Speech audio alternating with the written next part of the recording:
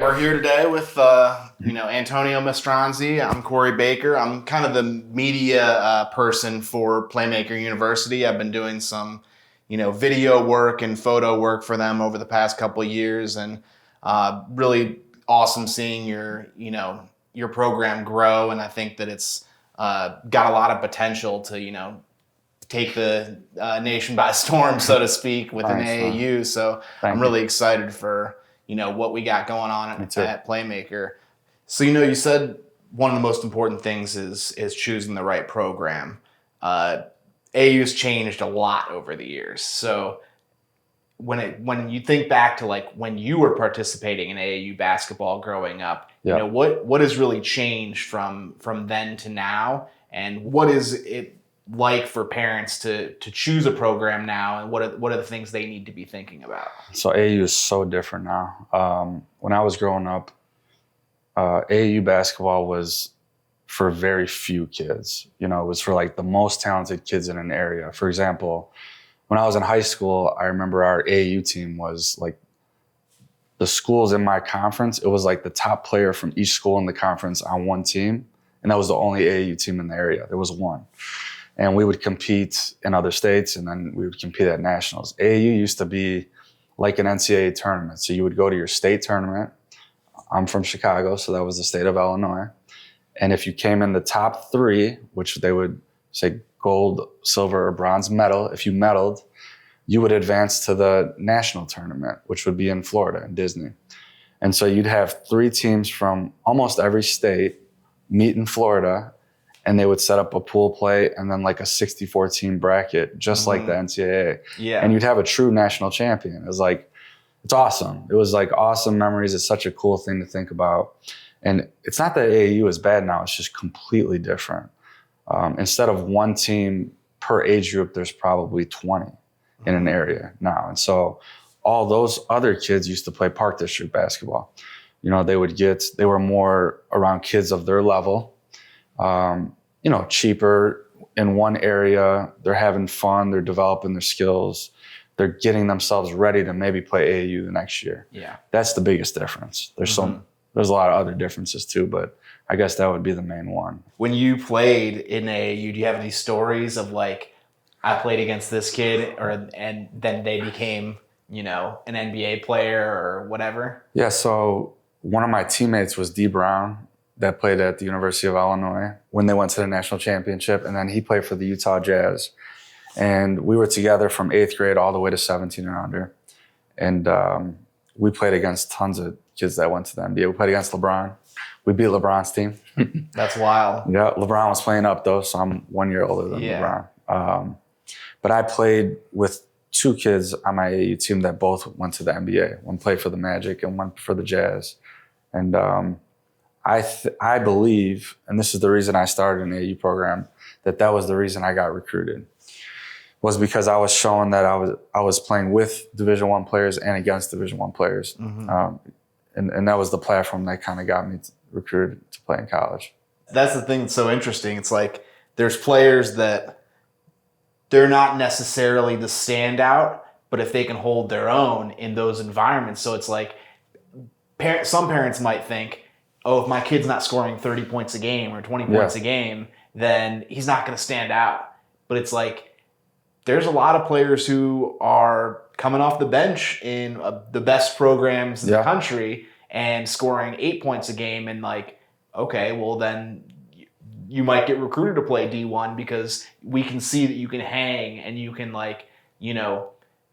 you can play in that type of environment. So like if you're playing at Kentucky or something like that, like Karl Anthony Towns was, just an example of like, he was a great player, but it wasn't like I watched him in college and was like, he's the best player. But it's like he has a long-standing NBA career and he's, shown out, Yeah, I'm one of those examples. So like on my AAU team, I was probably the 5th leading scorer. And I'm talking about at the end of AAU, so 17 and under, which is the platform when you're trying to get recruited to go to college. The assistant coach of University of Illinois was recruiting 2 of my AAU teammates. And then he ended up getting the head coaching job at Northern Illinois. And he remembered me because I was on that team, I was a specialty, a shooter and a point guard, a distributor. And I looked like a good fit for now the program that he had just become the head coach of. So exactly what you're saying. I was not the leading scorer, not even close. I was not the star player on my AAU team. But the right person was watching at the right time. And then when they got moved to a different school, that was my scholarship offer. That was my one Division I scholarship offer. So it's like the example that you just gave is exactly what led me to get recruited. How do you look at luck and like just being ready for those, your opportunity meets preparation? I mean, I'm a strong believer that opportunities will always present themselves if you're doing the right things. What those opportunities are, it might not be exactly what you thought they were going to be or hoped for, but the opportunities will always come if you're doing the right things, working in the right way, putting yourself in the right situations. Like, I have to give a lot of credit to my father. He put me in the right situations. He put me in very uncomfortable situations. That team that I'm talking about, my teammate was D. Brown. He was one of the top point guards in the country. Mm-hmm. And I was a point guard. So my dad was the coach. So instead of thinking my son's going to be the point guard and let me get all different positions around him, he got one of the best point guards in the country on my team. Mm-hmm. that I had to work with in practice or against in practice and with on the court. And I became like a combo guard. I played off the ball sometimes and it was very uncomfortable. It was very unnatural for me, like being a star point guard, to now have a better point guard on my AAU team. Mm-hmm. And my dad did that. Like, it's not like I had my dad like trying to take me away from that. Like, he put me in that situation. So yeah, I have to be grateful for like my dad put me in those right situations. And then I worked extremely hard. And because of the work ethic in those situations, I think opportunities then presented themselves. Yeah. So you said your dad, put you in these situations to kind of see success. What were the other things that you were kind of doing to get yourself ready to go to each next level? So like the example that I just gave, D. Brown was my teammate, my AAU teammate in high school. His nickname was the one-man fast break. He was insanely fast and quick and athletic. And so like my experiences in AAU showed me I had to become a better athlete. So the thing that I was doing that other kids were not doing is I was obsessive about working on my body. I was the kid in the gym when all my friends were playing 5-on-5 open gym. Like, I was on the side.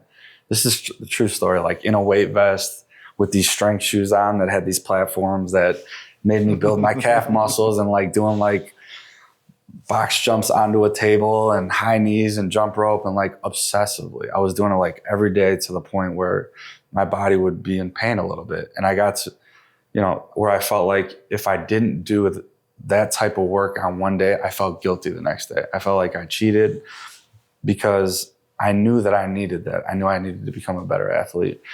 And I was working on my skills, and I was not playing a lot of open gym 5-on-5. I was obsessive about getting in the gym, working on my body and working on my skills. I feel like you probably felt like you had a chip on your shoulder, or you felt like you might have had to work harder than other people because you didn't have the height advantage maybe that some of your teammates had, or just size advantage that people talk so much about in basketball. So what was it like for you coming out? How tall are you? 5'10". So let's say 5'10", it's like that's not typical NBA height, or D1 college height. A lot of people might say you can't make it like that, or like you have to be outstanding athlete. So was that kind of stuff in your head when you were working on your body? I knew that it was going to be a tough road for me to achieve what I wanted to achieve, but I never thought like it was not going to happen. I always had that belief. I don't know exactly why. I think I'm also fortunate that I was not living in this era of social media and all the things that these kids are exposed to. I was pretty like, what's the word where you don't really know reality? I was a little bit like unrealistic about my own expectations, and I was a dreamer, and then like I worked accordingly for what I was hoping to achieve, and I never thought that I was not going to play Division I. Having that unrealistic expectation of yourself and like that confidence in yourself is a common trait within people who actually are successful. So it's like, I think when doubt creeps in, it starts to be, oh, well, I mean, and this definitely happened with me. Like, I didn't think I was ever necessarily on that track to play D1 baseball when I played baseball growing up. But it's like, when those hints of doubt, I don't think I'm going to make this, so I'm not going to work as hard. Yeah. Right? So it's the people who do think that, oh, it's not just a dream. Oh, I'd love to play in the NBA. It's like, what are you going to do to get there? Yeah. You have to really think about that. Yeah, I think you have to get to a point of like extreme confidence. And for me, that came from the work that I would put in. First of all, my dad was a really tough coach. So like he held me accountable.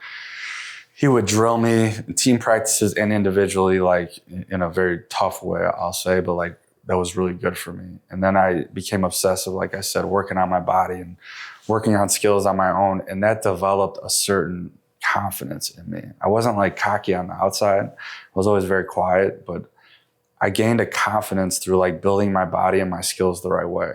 And then when I started hearing people say, you're not good enough to play Division I, that didn't waver me because I had the confidence already. That just made me like more hungry, like want to prove people wrong. So I think it's important for kids to understand what they need to do and then work in those ways so they build a confidence that when they start to hear things like, oh, you might be a Division III player, or you're not tall enough, or you're not athletic enough, like they've already built this confidence where that doesn't bother them. It does the opposite. It makes them like want to prove those people wrong. That's what it did for me.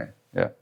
And that what you were saying about not just playing open gym, right? Yeah. It's like there's a lot, like, yes, you get better at playing basketball by playing basketball, but if you just keep doing the same thing over and over again, you're not really working on, it's, what's this quote that people say? It's like, you're not working on your game when you're playing the game. Yeah. So it's like, if you're not doing the drills, doing the, strength training, the cardio training to get better, you're just, out there to have fun at that point. Yeah. You're doing it because it's more fun. And sure, yeah, you might get a little bit better at shooting, but it's like, are you putting up 50 shots in a game, or would you be better off, going around the world, playing, when I say around the world, you know what I'm saying? Like the drill, just shooting around in the gym versus playing a 5-on-5.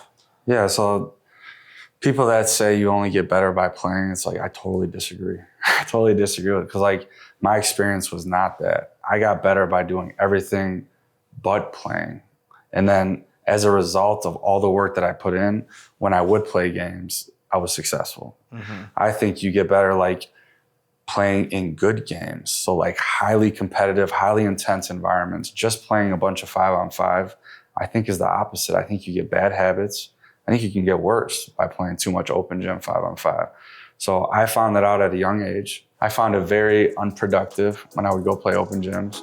So I would use my time to just work on my, like I said, my body and my skills and getting better as a basketball player.